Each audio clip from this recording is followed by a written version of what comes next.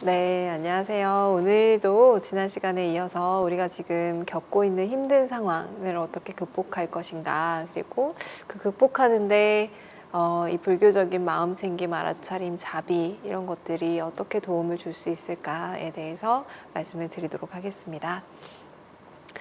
지금까지 우리가 나눈 이야기를 잠시 돌아보면 우리는 지금 현재 힘든 상황을 겪고 있는 거는 맞고요. 또 트라우마적인 상황을 겪고 있는 것도 맞습니다.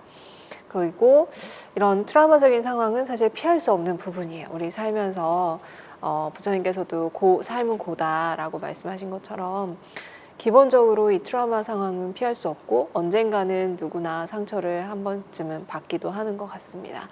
그러면 그런 상황에서 우리가 이것을 어떻게 극복할 것인가에 대한 방법적인 측면으로 제가 지난 시간에 여러 가지 트라우마 기법들을 좀 알려드렸어요. 그리고 그것들을 명상하고 좀 연관시킬 수 있도록 말씀을 드렸었습니다.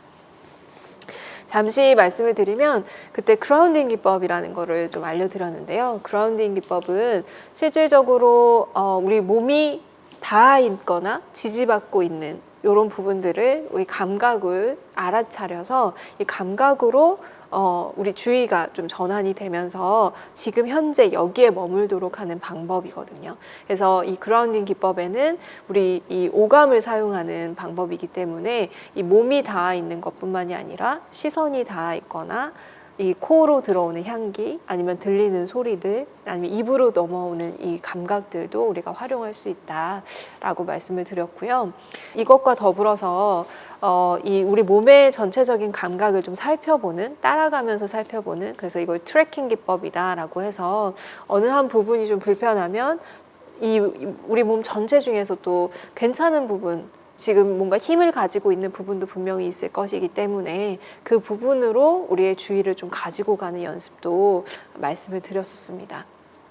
그리고 우리 주의를 좀 전환시켜서 우리에게 힘을 좀 얻을 수 있는, 잠재력을 발견할 수 있는 시간과 여유를 좀 가져보는 시프트 앤 스테이에 대한 부분도 말씀을 드렸고, 이것과 더불어서 이 명상적인 부분, 그래서 실제 그라운딩부터 시작해서 우리 이 몸과 마음에서 일어나는 것들을 알아차리는 명상적인 것들이 우리에게 분명히 이 트라우마를 극복하는데, 스트레스를 다뤄주는 데 도움이 될 수 있을 것이다 라는 말씀을 드렸었습니다. 오늘은요, 이렇게 힘든 일들, 트라우마나 스트레스 이런 것들을 극복하는 데 있어서 이 마음 챙김, 알아차림, 자비 이런 요소들이 어떻게 도움을 줄 수 있는가에 대해서 조금 더 말씀을 드리려고 해요. 방금 전에도 여러 가지 트라우마 기법들, 명상적인 부분들을 말씀을 드리면서 알아차림이라는 말을 굉장히 많이 사용을 했거든요. 그래서 사실 우리가 무언가를 할 때, 그리고 어떤 연습이나 훈련을 할 때, 그리고 명상 수행을 할 때 반드시 필요한 부분이 바로 알아차림 요소인 것 같아요. 알아차림이라는 거는 말씀드린 것처럼 무언가가 일어나고 변화하고 있다는 걸 그냥 아는 거예요. 인식하는 거, 이거를 우리는 알아차림이다라고 이야기를 하고 있습니다. 그래서 예를 들면 지금 이 시계에서 소리가 째깍째깍 움직이면서 초침이 지나가고 있구나, 이걸 아는 것도 내가 알아차림하고 있는 거예요. 시계의 이 움직임에 대한 알아차림이 되고 있다라고 볼 수가 있고요.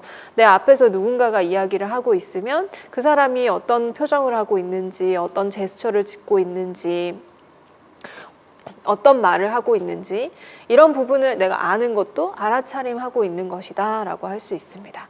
근데 이게 외부에 대해서만 알아차림할 수 있는 건 아니에요. 우리는 내면으로 가져와서 이 몸에서 일어나는 것, 그리고 몸 안에서 일어나는 것, 그리고 우리 마음에서 일어나는 것도 알아차릴 수 있습니다. 그래서 우리가 알아차림 명상, 알아차림 수행을 한다라고 하면은 기본적으로는 호흡을 알아차린다, 아니면 내 몸의 움직임을 알아차린다, 아니면 뭐 먹으면서 먹는 나의 이런 행동이나 마음에서 일어나는 것들, 느낌을 알아차린다 등등으로도 우리는 이야기를 하고 있어요. 화가 나거나 기쁘거나 아니면 반갑거나 설레거나 이런 마음들도 우리 마음에서 일어날 때 알아차림할 수 있죠. 그래서 무언가가 일어나서 변화가 생기고 흘러가는 이런 모든 것들을 우리는 알아차림한다라고 해서 알아차릴 수 있는 부분들이 분명히 있습니다. 그런데 이 알아차림이 왜 우리의 트라우마를 극복하는 데 도움을 줄 수 있을까요? 잘 생각해 보면은요, 트라우마라는 상황을 우리는 인식할 필요가 있어요. 그리고 이 트라우마라는 상황에서 나는 내 마음에서 어떤 것들이 일어나는지, 내 몸은 어떻게 반응하고 있는지를 알아차려야만 조금 더 건강한 선택을 하게 되는 것 같아요. 어떤 분들은요, 본인이 화를 내면서 화를 내고 있는지 몰라요. 제가 아는 분도 맨날 화내고 짜증내고 소리가 언성이 막 높으신 분이 계세요. 근데 본인이 화를 내고 있는지 모르세요. 그래서 지금 화가 나셨나 봐요 라고 물어보면 나는 화를 모르는 사람이다. 나는 화를 내지 않는 사람이다 라고 말씀을 하시는 경우가 꽤 많습니다. 어떤 분은요, 내가 우울해요. 누가 봐도 이 사람이 지금 우울해. 이게 우울하면 실질적으로 표정의 변화도 있고요. 시선의 변화도 분명히 있거든요.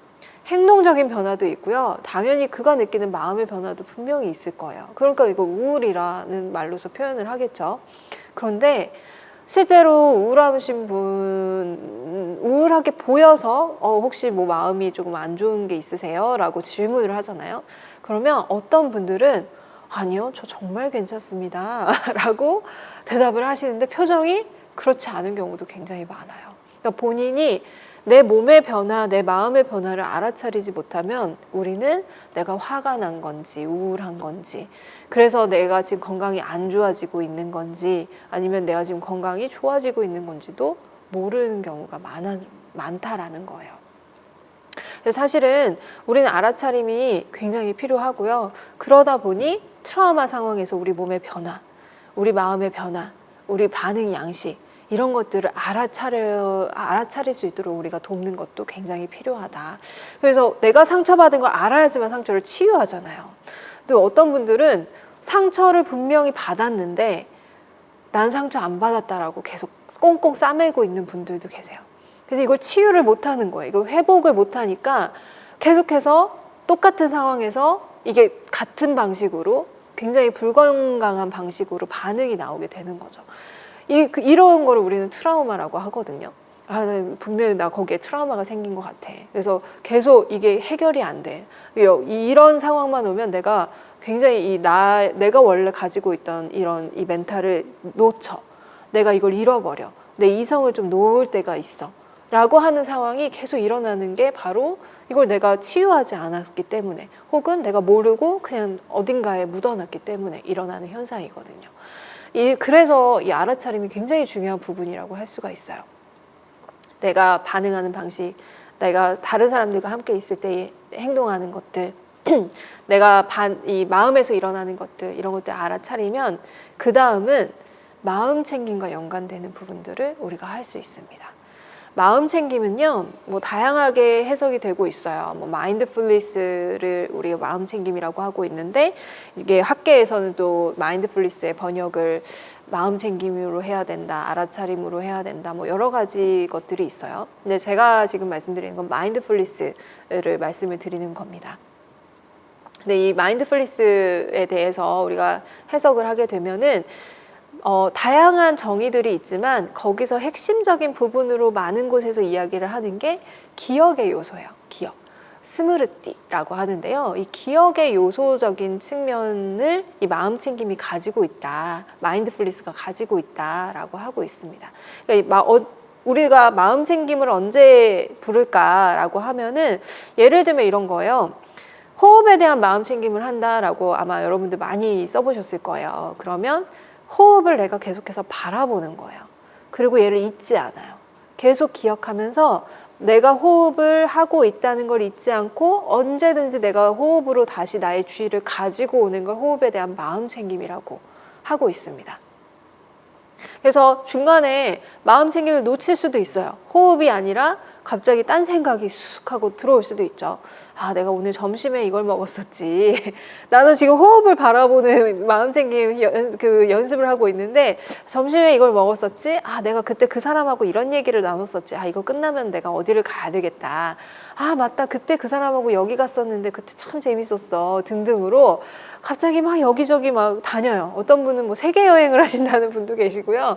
어떤 분은 갑자기 제주도를 갔다 왔다라는 분도 계시고, 어떤 분은 나의 어릴 적 시기로 잠깐 다녀왔다라는 분도 계십니다. 이럴 때는 내가 원래 마음을 두려고 했던 호흡에서 멀어진 거예요. 그러니까 호흡에 마음 챙김을 하고 있는 것이 아니라 실제로 다른 부분의 마음을 뺏겨버린 거죠. 그래서 이렇게 우리는 이것을 계속 바라보면서 잊지 않고 기억하는 부분으로서 우리가 마음챙김을 좀 바라볼 수 있는 것 같아요. 그러면 호흡에 대한 마음챙김은 호흡을 계속해서 바라보고 주의를 기울이고 호흡으로 계속해서 돌아오면서 우리 호흡을 면밀하게 살펴보는 거, 그래서 호흡에 집중해서 호흡을 면밀하게 알아차리는 거, 이거를 우리 호흡에 대한 마음챙김이다라고 한다면 또 다른 부분에서 마음챙김도 분명히 이야기할 수 있거든요. 예를 들면 마음챙김하면서 대화를 할 수도 있어요. 나는 이 사람이 하는 말과 이 사람의 마음에 집중해서 듣겠다 라고 하면서 이 사람과의 대화에 마음챙김을 하는 거죠. 나는 이 사람과 대화를 하고 있어. 나는 이 사람의 말을 듣고 있어. 라는 것에 계속해서 주의를 기울이고 잊어버리지 않는 거예요. 근데 당연히 얘기를 하다 보면 너무나도 자연스럽게 그건 왜 그렇게 했을까? 왜 그렇게 생각하지? 라는 등등의 여러 가지 판단도 막 일어나기도 하고요.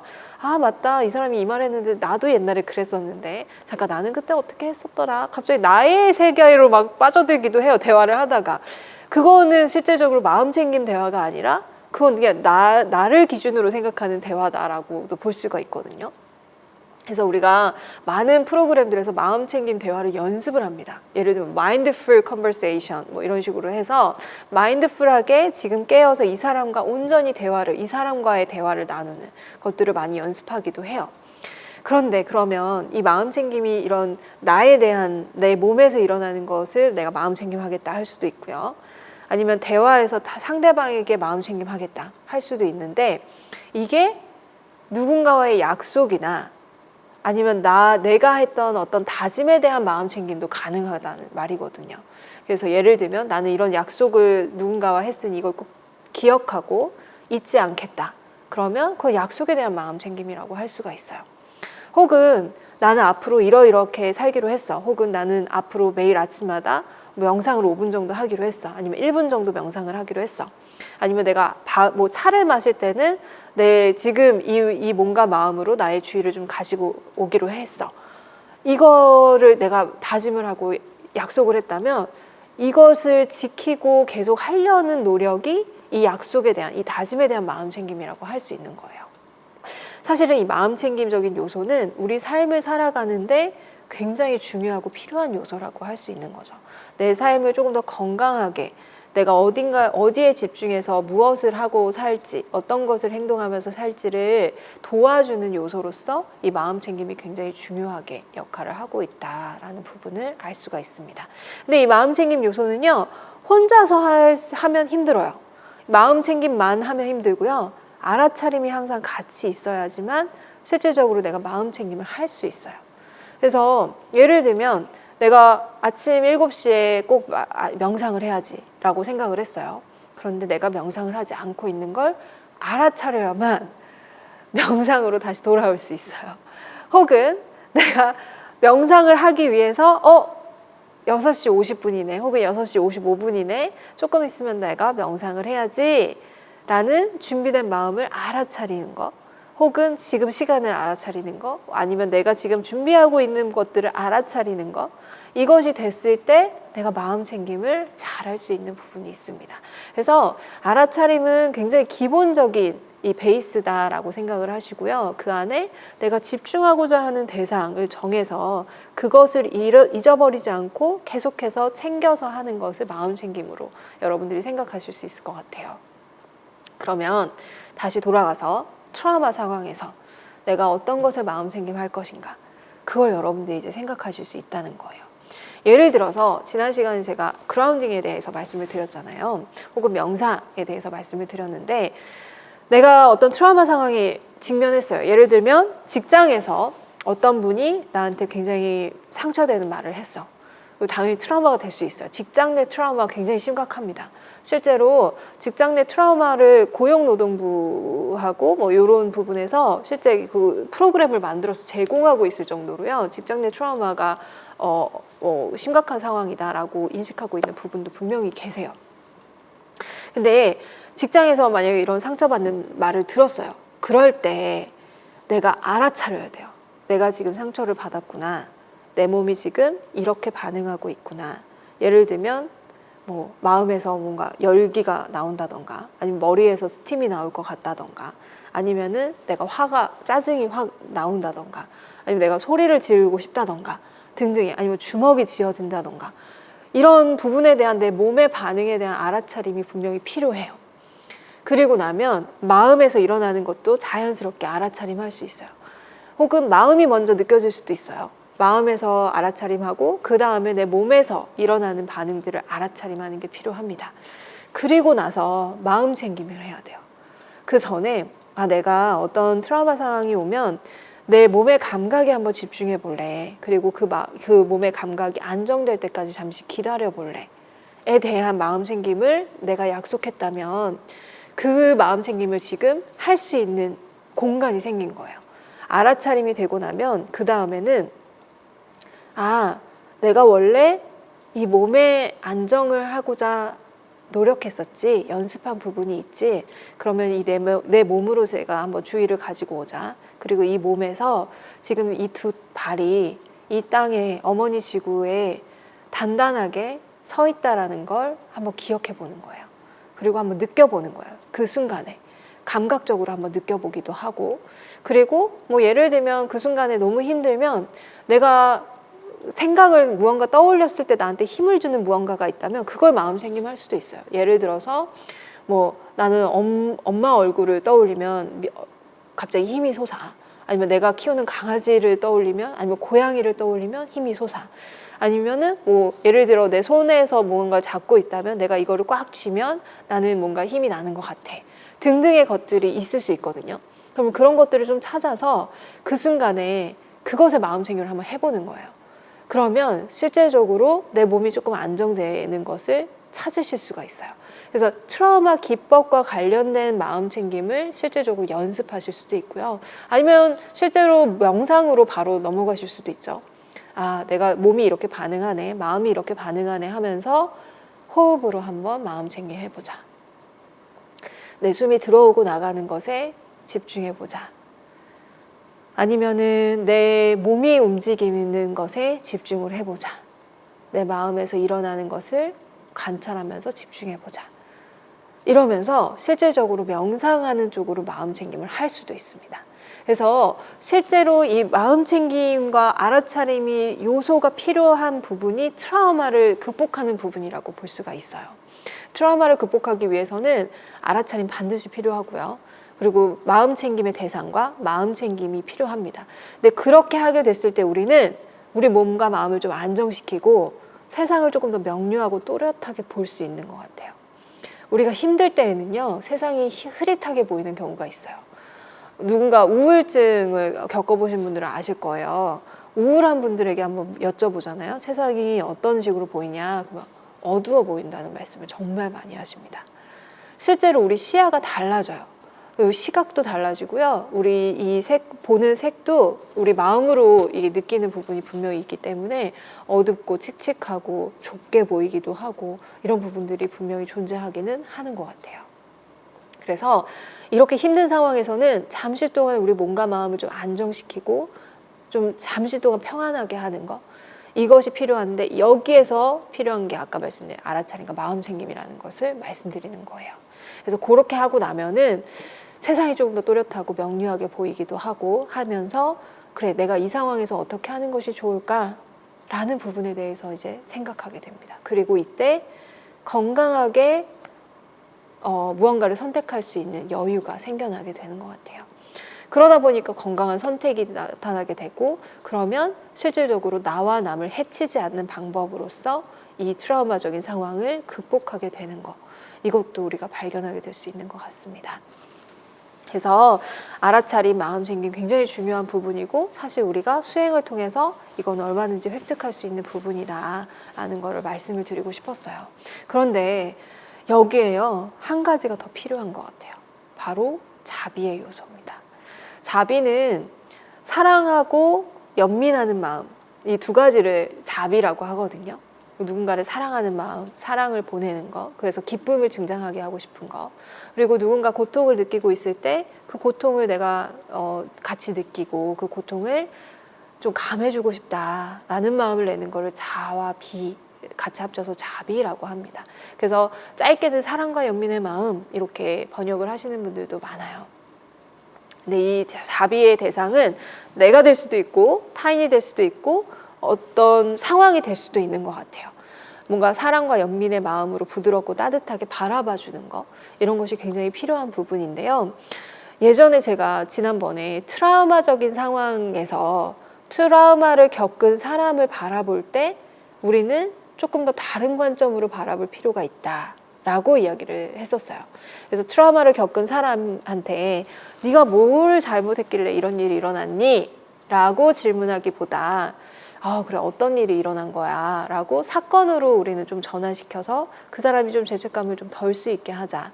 그리고 그 다음에는 그 사람이 실질적으로 이거를 잘 극복할 수 있는 힘을 발견하게 하고 그 사람에게 가장 적합한 방법이 무엇인지 찾아서 이걸 극복할 수 있도록 도와주는 것이 필요하다라는 말씀을 드렸었어요.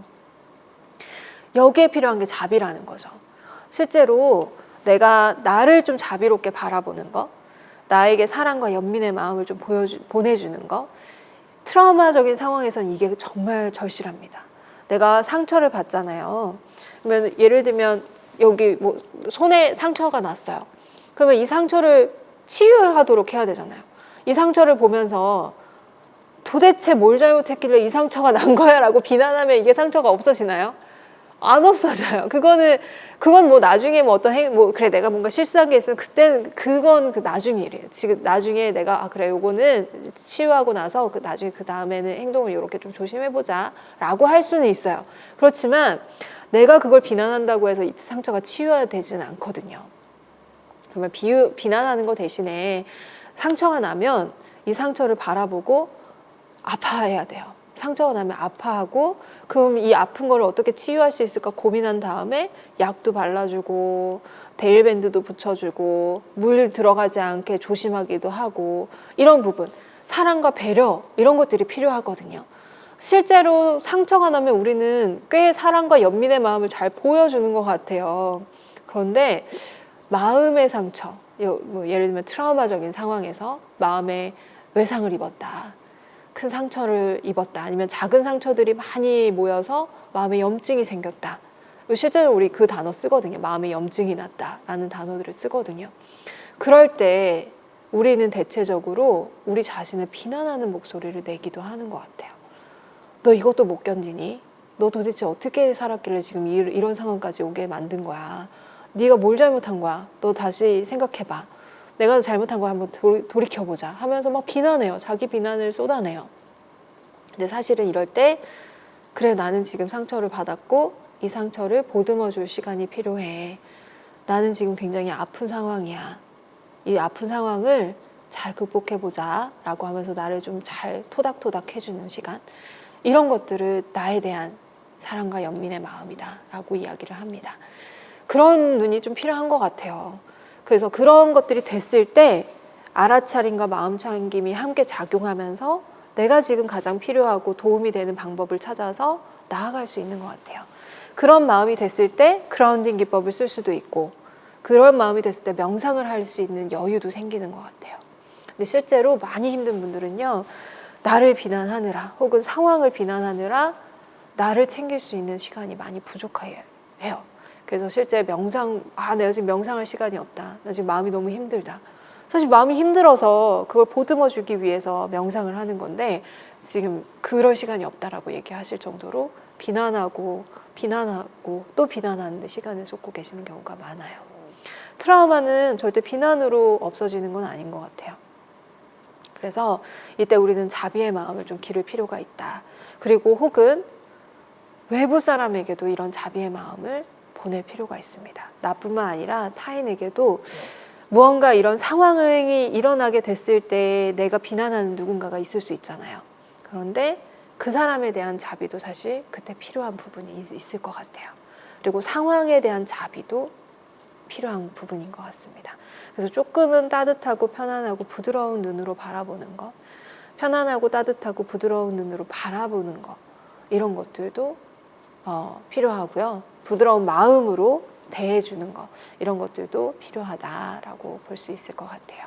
그리고 트라우마적인 상황을 우리가 목격했을 때도 자비의 마음이 필요한 것 같아요. 그래서 아까 말한 것처럼 네가 뭘 잘못했어가 아니라 어떤 일이 일어난 거야? 나에게 이야기해 줄 수 있겠니? 네가 고통에서 벗어났으면 좋겠어. 그리고 네가 조금 편안했으면 좋겠어. 라는 마음으로 그 사람의 말을 들어주기도 하고 그 사람이 이 회복할 수 있는 방법들을 찾을 수 있도록 도와주기도 하는 것. 이런 것들이 지금 이 코로나 시기에 가장 필요한 우리들의 마음이 아닐까, 우리의 태도가 아닐까라는 생각이 듭니다. 그래서 우리 스스로도 이런 힘든 일들을 잘 극복하고 내 옆에 있는 사람들도 이런 힘든 것들을 잘 극복할 수 있도록 도와서 우리 모두가 건강하고 행복하게 사는 것.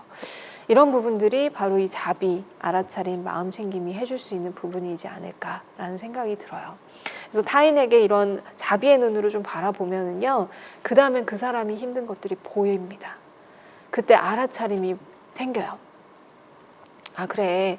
나처럼 이 사람도 이런 부분에서 힘들어하고 있었구나. 그래, 이런 부분 때문에 이 사람이 상처를 받은 거구나. 이런 관계들이 일어나고 있구나, 이 사람이. 아, 이 사람은 이런 잠재력이 있구나. 이런 힘을 가지고 있었구나. 이 사람에게는 이런 부분이 가장 필요한 거였구나. 등등에 대한 것들이 보이기 시작합니다.